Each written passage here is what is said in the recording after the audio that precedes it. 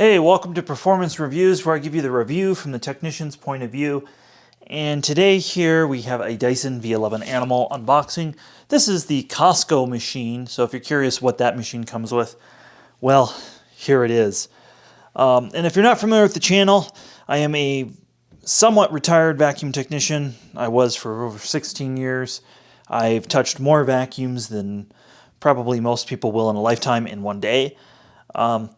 And I have a small collection of vacuums, so I really like their history and so forth. So this machine is something I have reviewed and unboxed before, but this is the added value, which means it comes with some additional crap. I'm not a huge fan of Dyson, as a lot of people know on the channel. I'm not a huge fan of stick vacuums. I'm not a huge fan of companies making some untrue claims right on the box that this will replace your full-size vacuum, which it simply can't. I have a whole video on that. You can go check that out. The other thing that was blatantly untrue last time I touched one of these was the battery runtimes were greatly exaggerated by the manufacturer. And because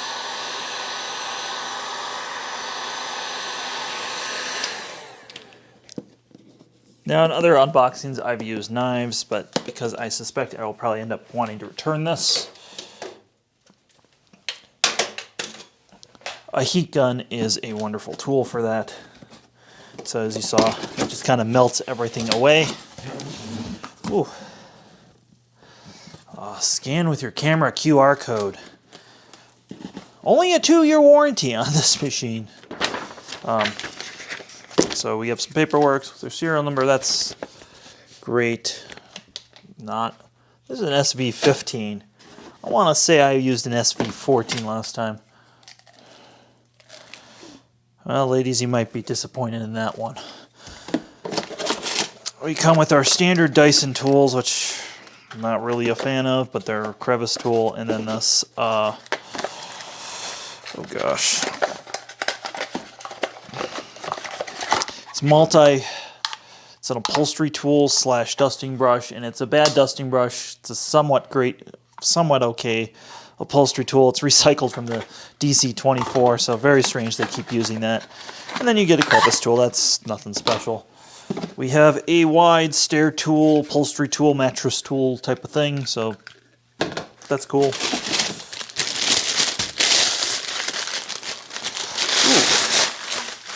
I think on the box it showed that was kind of like a bronzy color. I dig that red. I dig the red. I like red things. It's got tissue paper instead of a plastic bag now. Ooh, head is heavy. I think if you are a woman or a smaller person, that is definitely, I think this would benefit from having a forward grip on this. That would really benefit.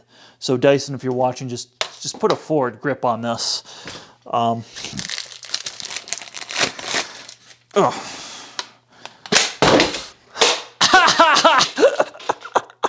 Well, that went straight off. That's not supposed to do that. Ooh. Folks. Okay. So what's supposed to happen is you're supposed to do that, and it's supposed to stop and lock and open, and for some reason mine came straight forward, so that's interesting. Let's see if it's ever been used. No, that smells like Dyson factory. And if you're unaware, Dyson makes these things in Malaysia. Oh yeah, it has a funny sound to it. Listen to that. Doink. Anyways, enough playing around. You do get like a charging mount thing with some instructions on how to do it. I like that they have a separate instruction booklet for that. I'm actually going to leave that in the box. I don't plan on using that. I'm not making any holes in my wall for this machine. Oh, it gives you a proper dusting brush. It's a shame those are really stiff bristles. Those are just going to scratch things. The problem with the dusting brush on the end of this, it doesn't swivel, is, well, it leaves the angle awkward. This is supposed to come with some sort of articulation tool. Oh, there's our power adapter. That's important. think mine comes with, oh, yeah, so it comes with the articulation tool. So I guess, in theory, because it's so bulky, you could, but it doesn't like rotate in the angle that you'd want it. If you wanted it at a different angle, you can't do that. So it's kind of useless.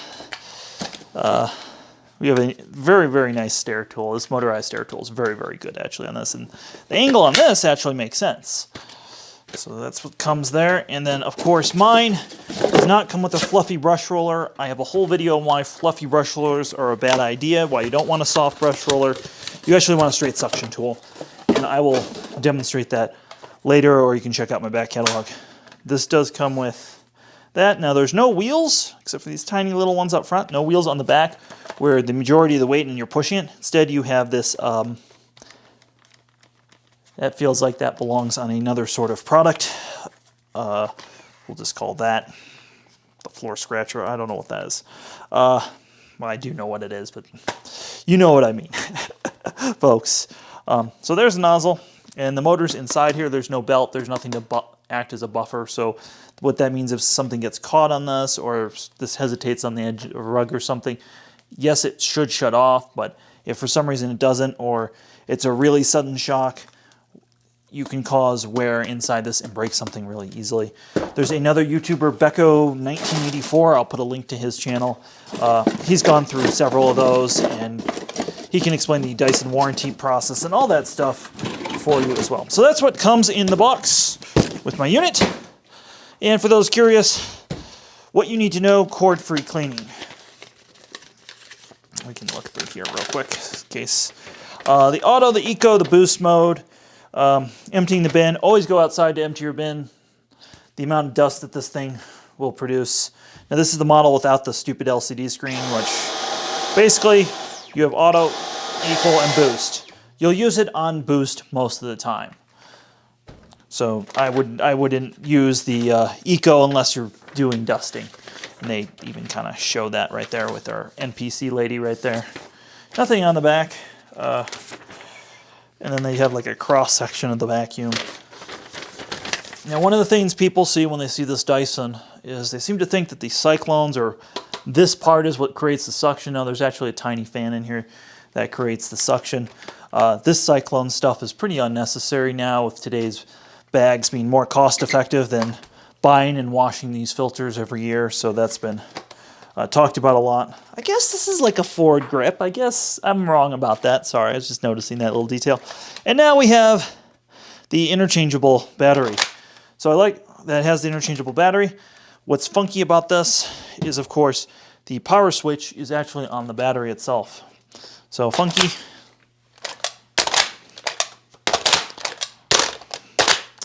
Kind of strange magazine changes. I mean, battery changes. You can see the locking mechanism. Really feels flimsy. The gap on that. Everything about this feels flimsy and bulky and weird. So we're gonna. The build quality is kind of chintzy, with a lot of play in the filter, a lot of play in the battery right out of the box. A lot of just overall play. And it gets worse when you get to the wand, which really has a lot of play in it from the factory.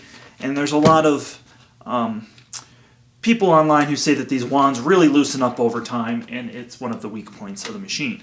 Things I'm able to do is, with a working vacuum gauge, I'm able to test the suction of the Dyson. This is the first thing I'm doing before any filters get damaged or anything like that. So we're going to test it on its highest setting.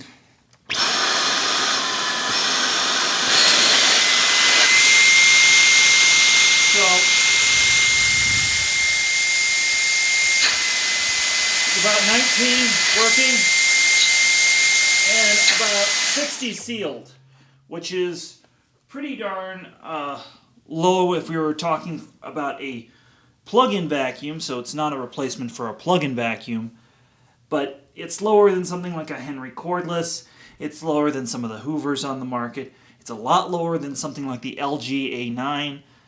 So the Dyson V11 doesn't have the most suction for a cordless vacuum, despite other people making that claim. So we're going to go ahead and charge this, and I'll turn the camera on. We'll go upstairs and do some real vacuuming with it. All right, we have our usual pickup test on hard floor, which is breakfast cereal, cat litter, flour, and fresh pet hair.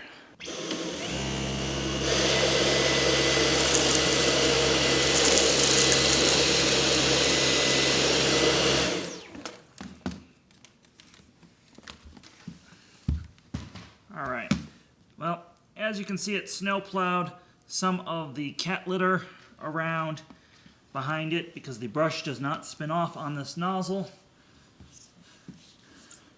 I feel a little flour too. It picked up the animal hair. It did toss one little piece aside again. Not a huge deal, but the flour is a big deal. Now, we could try this with the gates open or closed and see if it does any better.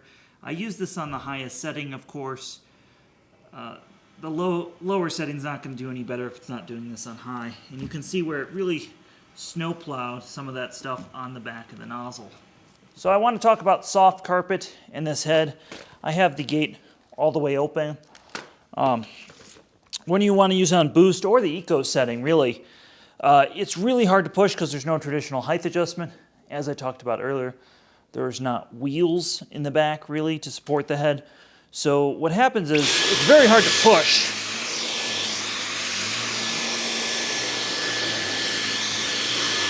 But sometimes, as you can see there, the head slows down and the motor protection can even kick in like that.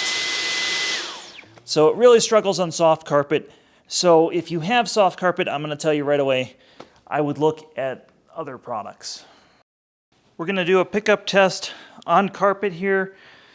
We're going to have the machine on high with the gates open, which is the only way I can push it somewhat on my soft carpet.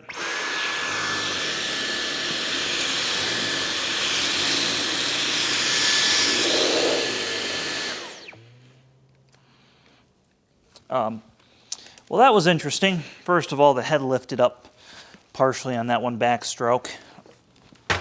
Oops.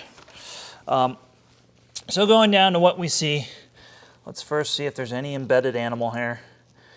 I'll rip a piece of my carpet up. It's actually cat litter. It actually snow plowed all the way to here. And we have a little bit of flour, a little bit of animal hair there. And we have some of the breakfast cereal. It really does clean, the edge cleaning on this unit is not the best for whatever reason. It really snugs the roller up to the edge, so I don't know why that is, but the edge cleaning is pretty bad on this. Maybe if these were bigger or something. So the V11's bin capacity is surprisingly smaller than you would think. For it being as bulky as it is, it really doesn't hold that much. In fact, it really seems on par with some of the smaller models like the V8 or the LG A9.